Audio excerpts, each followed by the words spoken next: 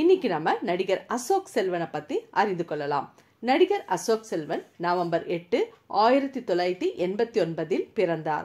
இவர் ஈரோடு மாவட்டத்தை சேர்ந்தவர். இவருடைய தந்தை பெயர் பன்னீர்செல்வம் மற்றும் தாயார் பெயர் மலர்.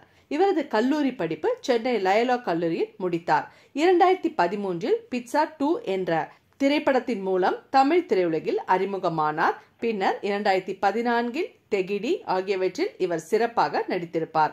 2013 வெளிவந்த சூதுகவும் என்ற படத்திலும் மிக சிறப்பாக நடித்து மக்கள் மனதில் இடம் பிடித்தார். மேலும் செப்டம்பர் 13, 2023 அன்று திருநெல்வேலியில் தமிழ் பாரம்பரிய திருமண விழாவில் அசோக் செல்வன் கீர்த்தி பாண்டியனை மணந்தார்.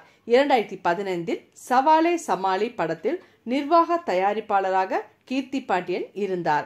இவர்கள் இருவரும் ப்ளூ ஸ்டார் என்ற படத்தில் இணைந்து நடித்துள்ளனர்.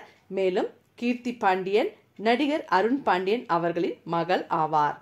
நடிகர் அசோக் செல்வன் நடித்த தமிழ் திரைப்படங்களின் வரிசையை பார்ப்போம்.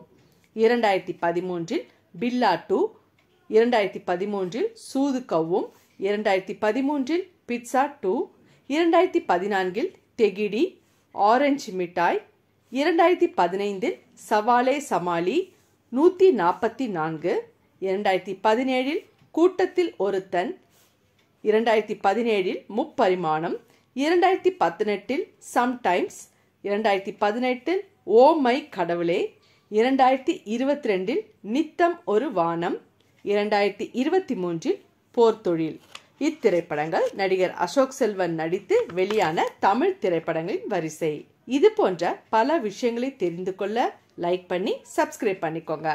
நன்றி, வணக்கம்.